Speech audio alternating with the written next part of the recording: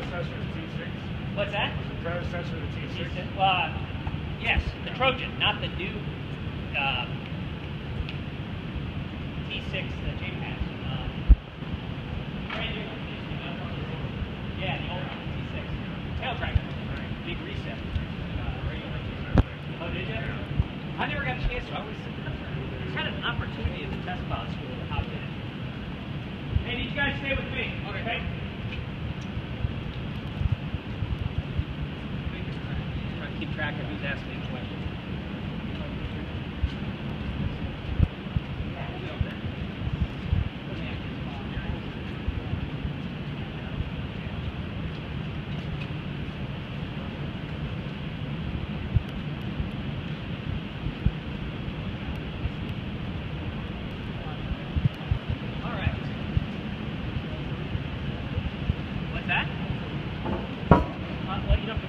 We'd sit a couple of y'all in there too, but unfortunately, yeah.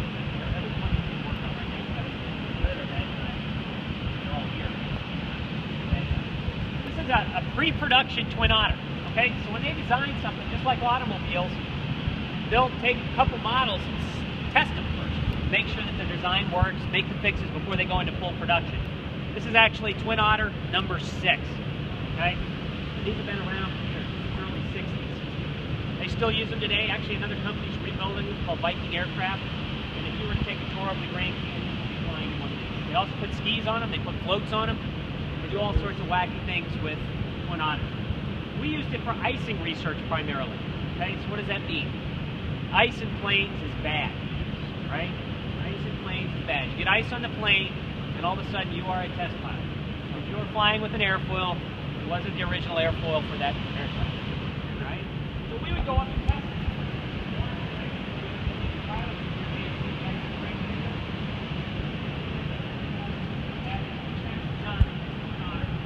Done by our crew, the boys that need us, by the way. So what we would do is we'd fly in the natural icing. We'd accrete ice. It means get ice on the wings, the airfoil, get them on the struts. We'd get to a point where the plane is slowing down too much that we're not comfortable, and then we could plop out of the cloud layer and shed it. Those leading edges of all those struts, wings, tail, empennage, if you will, that's all a balloon. We can take bleed air, excess bleed air from that jet engine, pipe it, and that inflates, and it sheds the ice. Okay? In aircraft like this behind you, they actually use that bleed air and they heat up the front wing. In the S3, you'll see it's also a hot wing.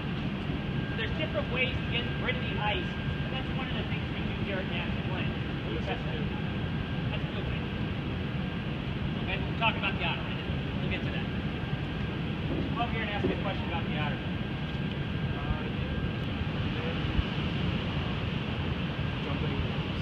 Yeah, they do. And actually, the Air Force Academy owns a couple of them, and they do their jump wing quals or what have you. If any of y'all know Air Force. I lost my train of thought. Sorry. About the Otter, yeah. Well, we got it. There's good. As I said, we can talk about that a little bit. So NASA gets these planes either from industry or just military guys. Sometimes we buy them new. Their 25 over there we got as a drug confiscation or somebody. 25. We'll talk about that in a minute. Okay, and then we'll take them and modify them. We'll do some of the neat, nifty things like cameras. These are stereo cameras. That section of the wing over there, so we can take pictures of the ice. We'll hang probes on the bottom of the wing. We'll actually measure how much water content is in the cloud, how much particle content, what size the particles are, and what frequency they're at. All those different things. We can reproduce that ice over in the icing wind tunnel. And then they can say, hey, this is really valid ice shape for this area. We can also stick a wing out the top of this aircraft, accrete ice, measure what kind of atmosphere we're in, take pictures of it, take castings of it, molds. Take that same wing, stick it in the icing wind tunnel, put the same parameters we just measured, and now we can validate that wing.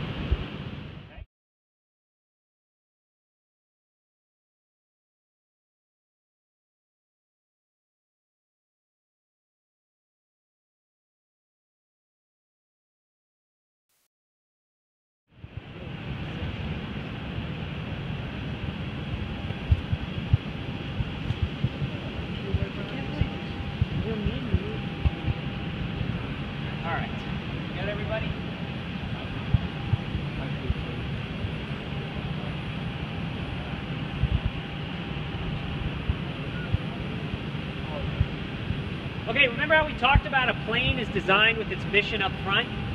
Okay? So from the very outset, this aircraft was designed to fly off an aircraft carrier. Okay? So that is a big design constraint, if you will. Right off the bat, you know it's going to have a launch bar.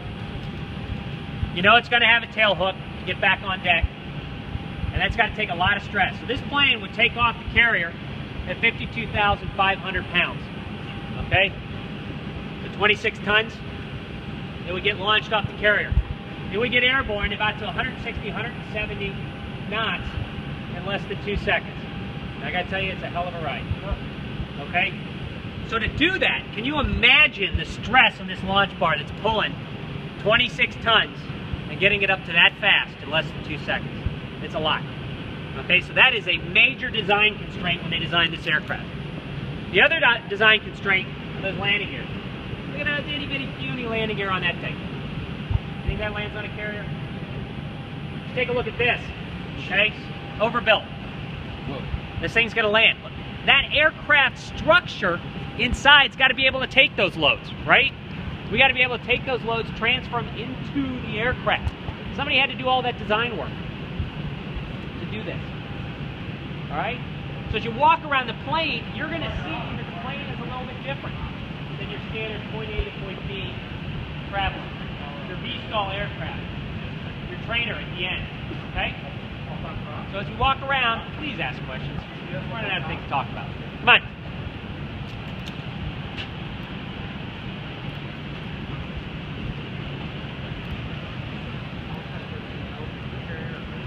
It was actually an anti-submarine aircraft. It was designed to hunt submarines and ships. It actually bombed aircraft. Okay, that's where you hide the torpedoes, the mines, the depth charges. So well before you all were born, you have to realize that America's #1 enemy was the USSR, right? Which doesn't exist anymore. The USSR had submarines that could take any city in this country off the map.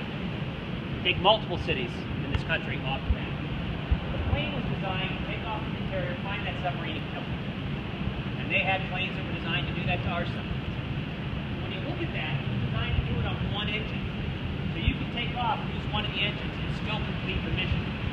So you're going to find that a plane like this is overbuilt compared to the other ones. It still has to complete its mission. Right? Look how it's close to the fuselage. Well, it's got to be close to the fuselage. There's a couple things for that. Good question. We got to drop bombs, right?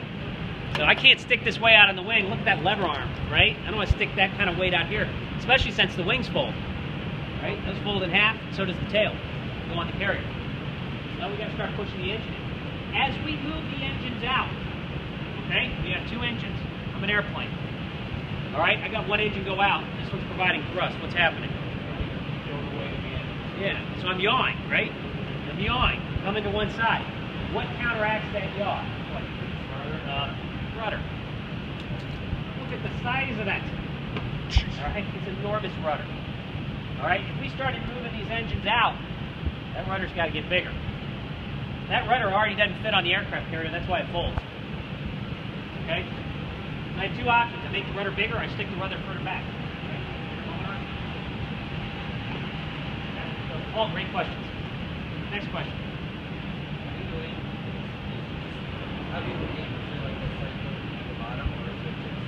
There's sights in front. We would do like clear bombing, radar bombing. We do the traditional bombing. We have a sight that comes up in the cockpit that you can go in, old iron sight, if you will, and drop. A lot of the stuff we would drop, torpedoes and stuff, the actual accuracy doesn't have to be that close. You have to get a good idea, drop it, and then it had a secret. We'll go in and find it. You find submarines by dropping sonar buoys. Those are things that would land in the water. They had a little balloon that inflated, and it would listen, just like you see on the movies. So a guy inside would actually listen for that submarine.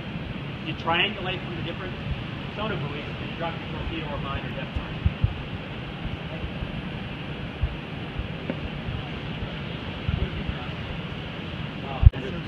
It's a 360 antenna, so if you look, it's square.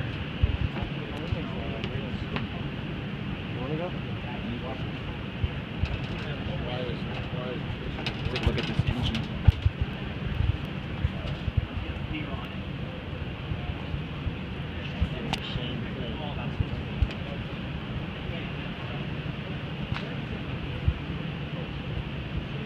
Same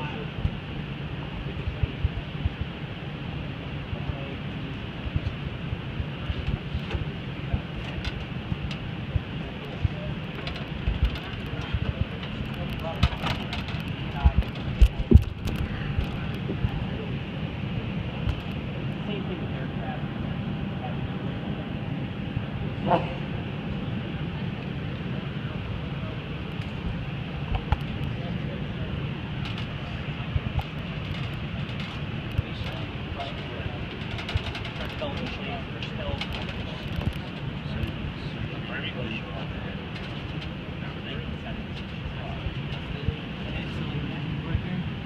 Going down, and that's